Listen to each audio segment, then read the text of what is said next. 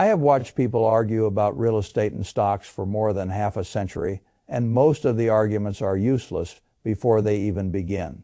They start with loyalty. One man loves houses because he can touch them. Another man loves stocks because he can ignore them. One man worships leverage. Another man worships liquidity. Both men usually arrive carrying a conclusion instead of carrying a pencil.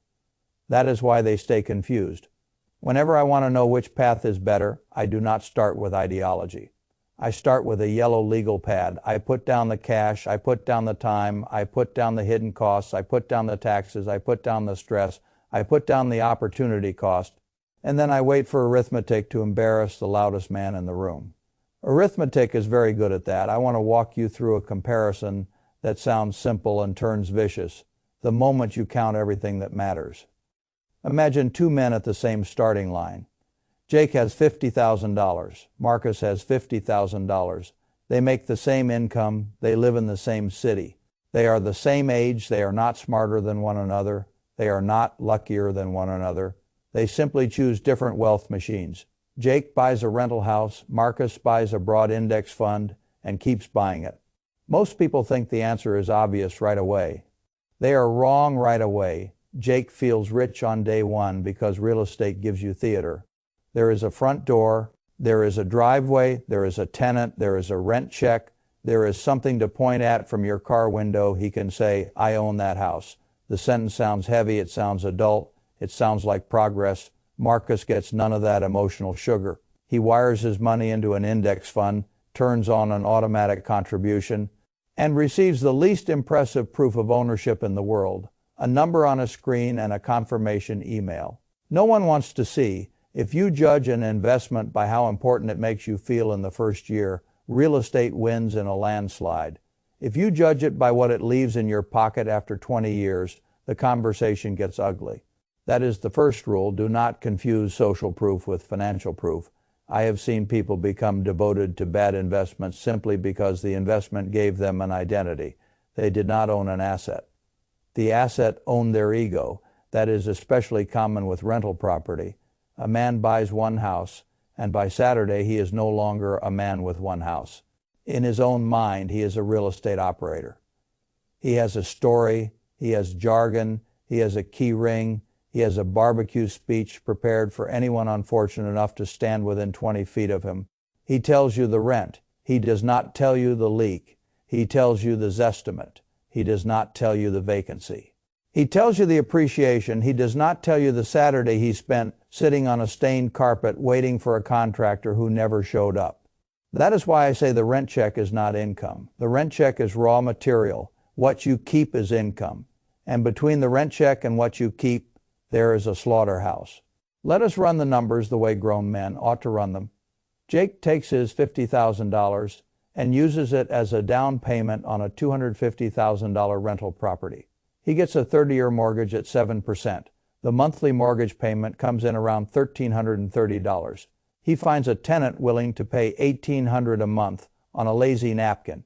That looks like a wonderful arrangement. Rent minus mortgage leaves him with roughly $470 each month before anything goes wrong.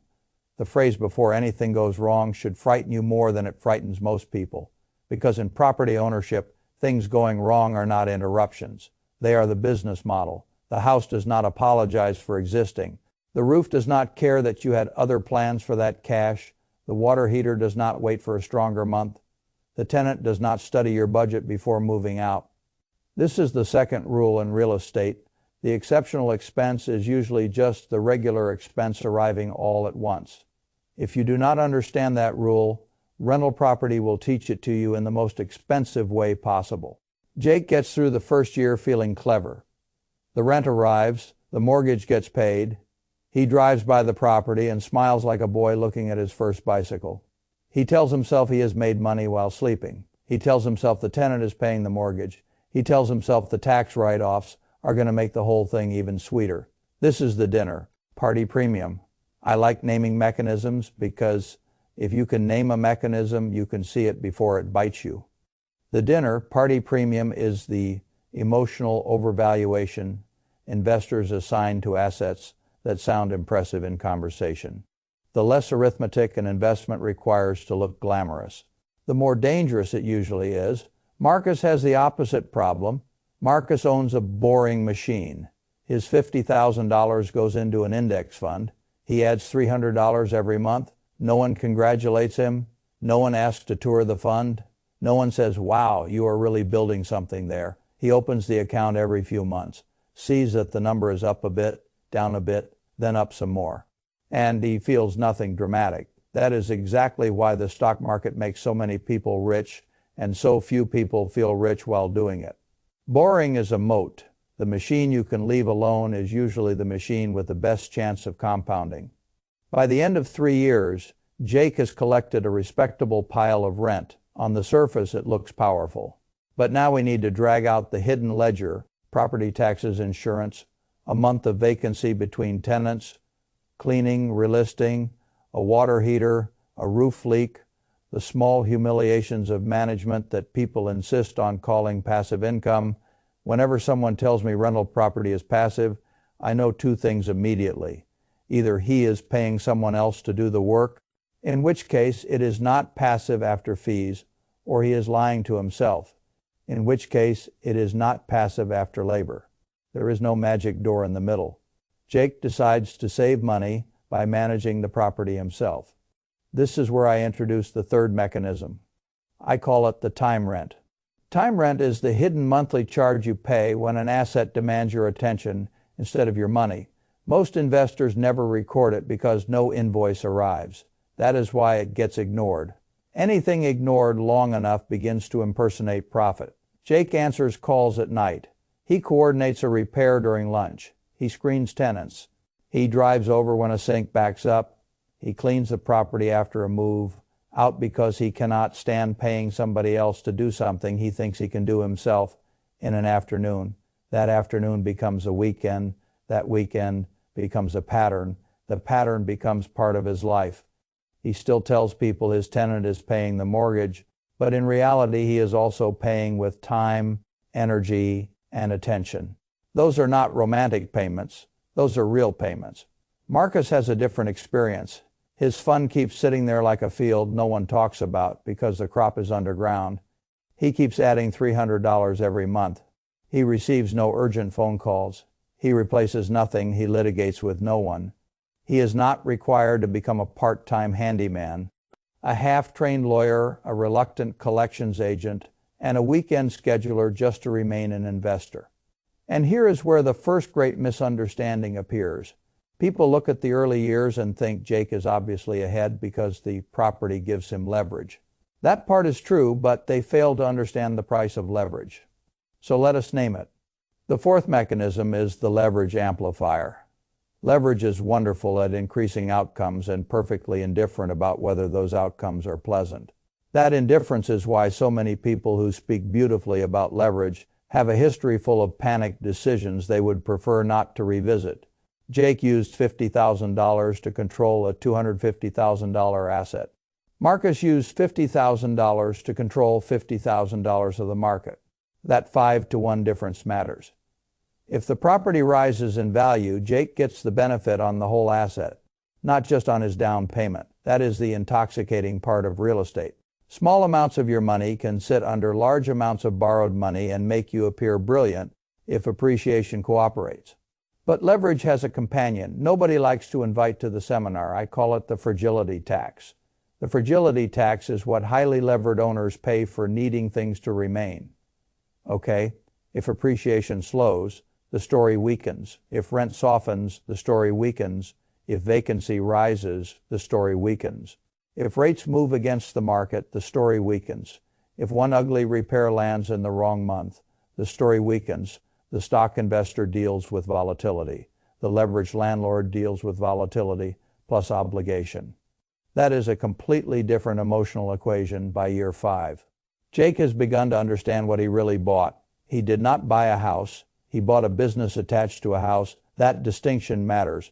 People who treat rental property like a trophy often get punished. People who treat rental property like an operating business do better because they know the rent is not the product. The product is after expense, after vacancy. After maintenance, after time, after financing reality, most landlords brag using gross numbers because gross numbers are easy to remember and easy to admire. I have never met a gross number I trusted. Gross numbers are what investments tell you before they know you are serious. Net numbers are what they say after they realize you brought a pencil. If we tally Jake's real experience honestly through those middle years, the magnificent $470 a month has been chewed on by taxes, insurance, repairs, turnover, and the constant little erosions that no one includes when they are selling you a dream at a seminar hotel. His cash on, cash return after the truth is told is not shameful. It is simply much less magical than advertised. That is important. Real estate is often not bad. It is simply sold with too much costume jewelry on it. Now let us look at Marcus again because he has an opposite problem. Stock market people love to hide their own cruelty inside words like long-term and stay the course. Those words are correct, but they are not warm. The stock market demands a different virtue. It demands emotional inactivity. That sounds easy until you live through a genuine decline. If Marcus watches his portfolio drop 30% in a short period, no pipe burst caused it, no tenant stopped paying rent, no roof failed, that almost makes it worse. Because the pain arrives without a story you can fix. There is no contractor to call. There is no late fee to assess. There is only a screen saying that the value of your ownership claims has fallen sharply, and every fearful instinct in your body starts composing speeches about prudence. This is the fifth mechanism. The volatility mirror. The market is a magnificent machine for revealing to investors what they always believed about risk but never had to say aloud. Most people call themselves long-term investors when prices are rising. A declining screen is the first honest interview they have with themselves. Marcus must survive that interview repeatedly over 20 years if he wants the mathematics of compounding to do their real work. That is not trivial. People dismiss this too casually. An index fund is simple, but simple is not the same thing as easy. The stock investor's hardest labor is behavioral. He must sit still while the market tests whether he was buying businesses or merely buying feelings. Jake's labor is operational. Marcus's labor is psychological. Neither man gets a free lunch. This is where thoughtful people usually become tribal and start chanting slogans. Real estate always wins because leverage. Stocks always win because compounding. I have no patience for slogans. The correct answer is much more inconvenient. At around 10 years, the two men are in roughly the same neighborhood if you are honest about the numbers. Jake may be somewhat ahead because leverage helped him and appreciation was decent. Marcus may be close behind because regular contributions plus compounding did their quiet work. One man has more stories, the other man has more time.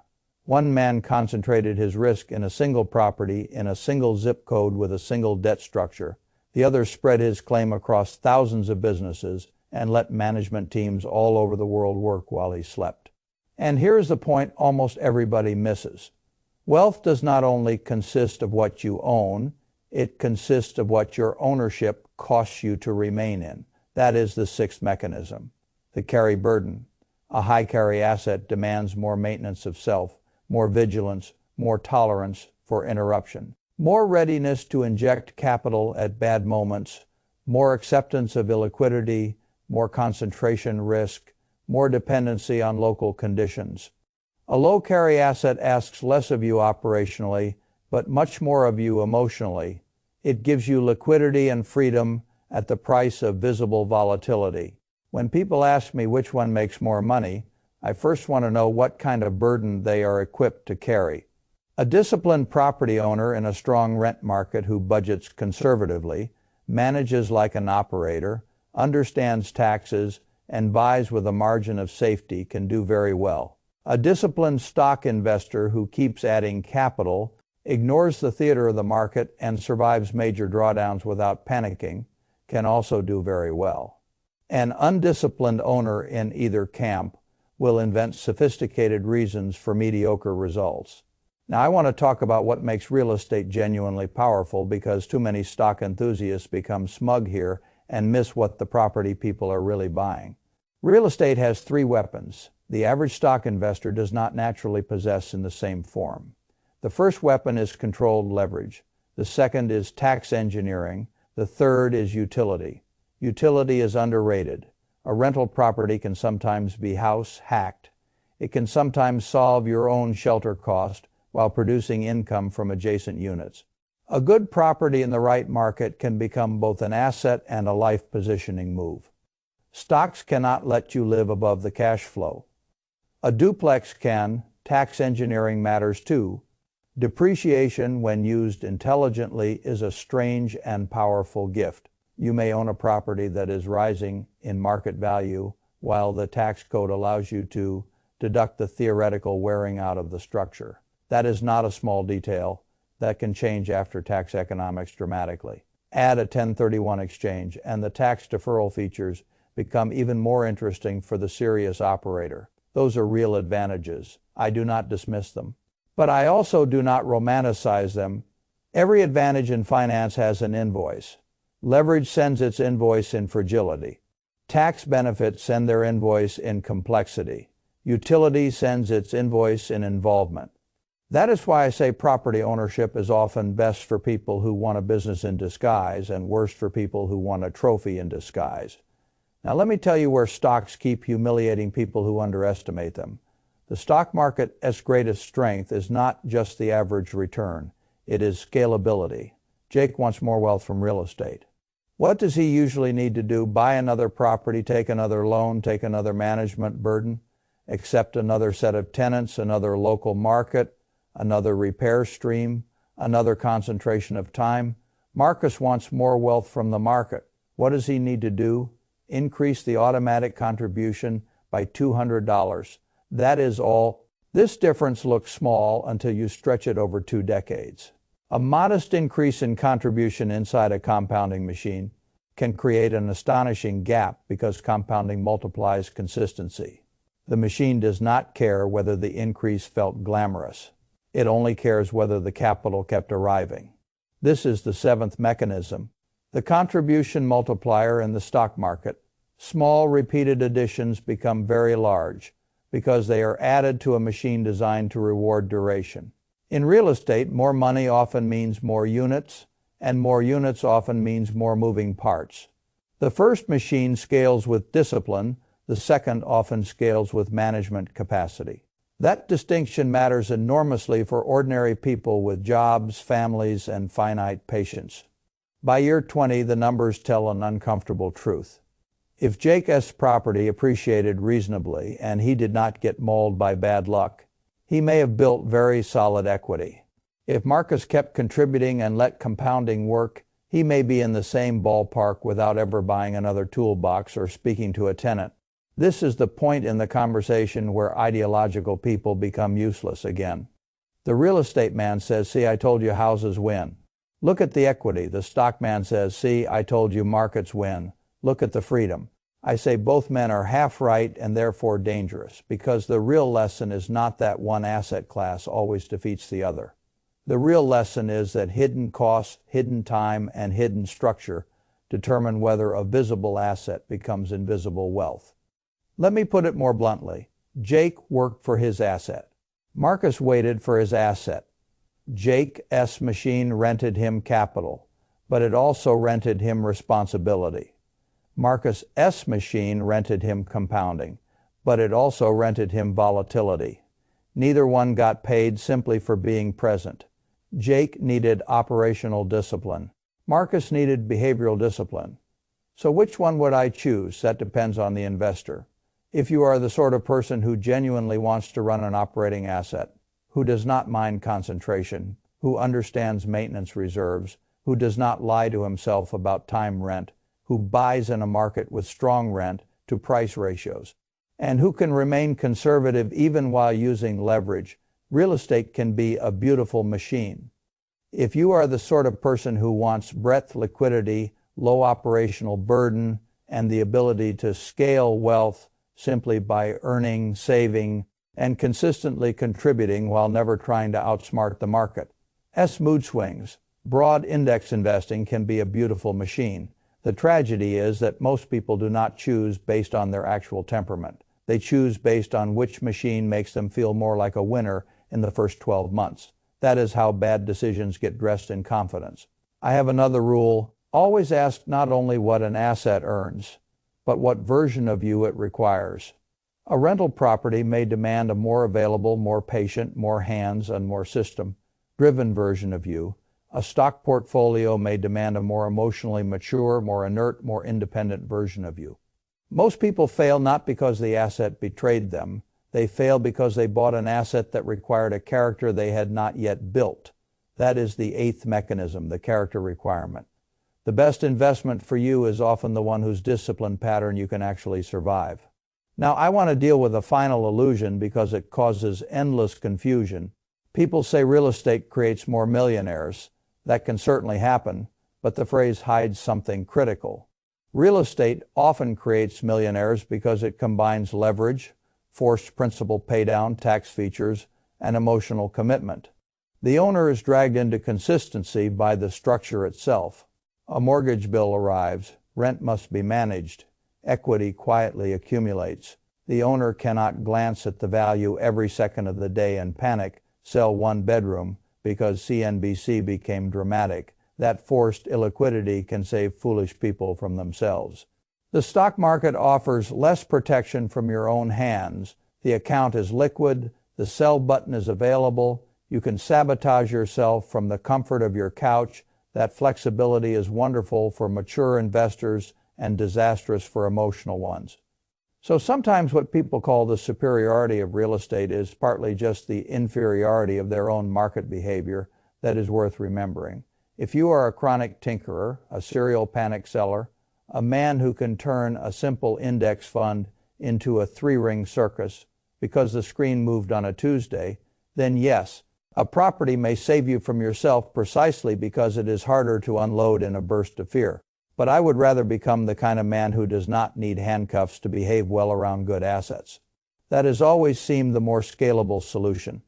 Now, let us bring this to a protocol. If I were teaching a young person how to compare stocks and real estate, honestly, I would tell them to run 5 tests. First, the keep test after vacancy, taxes, insurance, maintenance, capital expenditures, financing, and management. What do you actually keep? Second, the time test. How many hours does the asset demand each year, and what is that time worth to you?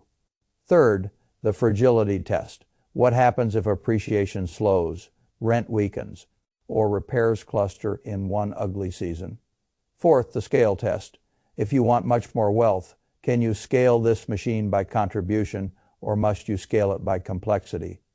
Fifth, the temperament test. Which discipline pattern are you truly built to follow for 20 years without self-sabotage? Run those 5 tests and half the debates disappear. Ignore them, and you will spend a decade congratulating yourself for being approximately right while remaining exactly blind to what the machine is charging you. This brings me to the identity shift, because the best line in the whole subject is not real estate or stocks. The best line is from performer to allocator. Most people approach investing like performers. They want a story to tell. They want to feel clever. They want visible movement. They want to sound advanced. They want applause from people who have not done the math either. I want you to become an allocator. An allocator does not care which asset class wins the argument at Thanksgiving. An allocator cares which machine converts his scarce inputs into durable after-tax wealth with the least mismatch between arithmetic and temperament. That is the flip performer to allocator. Once you make that flip, your questions improve instantly. You stop asking which asset sounds smarter. You start asking which machine leaves me wealthier after counting everything. You stop asking where millionaires are made. You start asking what I can actually execute for 20 years without delusion. You stop asking which camp flatters my identity. You start asking which burden I can carry and which burden I should avoid. Those are adult questions, those are useful questions, and that is why the final answer to real estate versus stocks is both simpler and more demanding than people want. Neither always wins.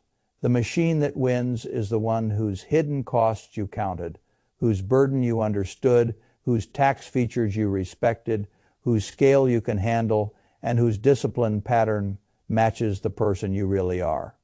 Jake and Marcus were not wrong to choose different machines. They were only wrong if they believed the headline version of either machine.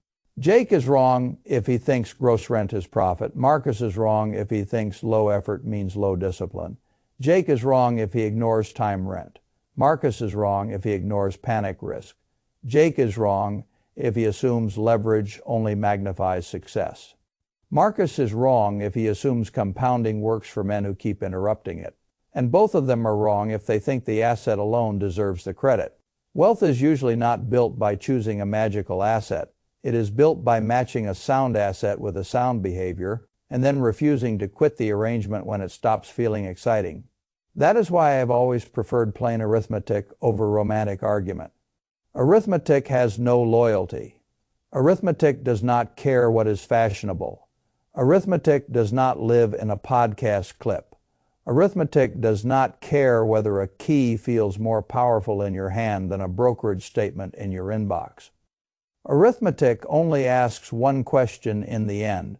Did you include everything? That is the question I want following you around. When the property man tells you his tenant is paying the mortgage, ask him whether he included everything. When the index fund man tells you he made 12% and did nothing, ask him whether he included the years he almost sold everything at the bottom.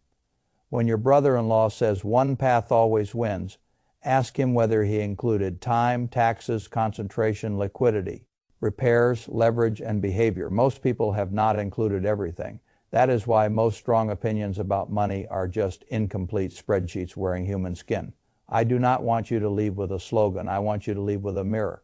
Look at the life you actually want. Look at the temperament you actually have.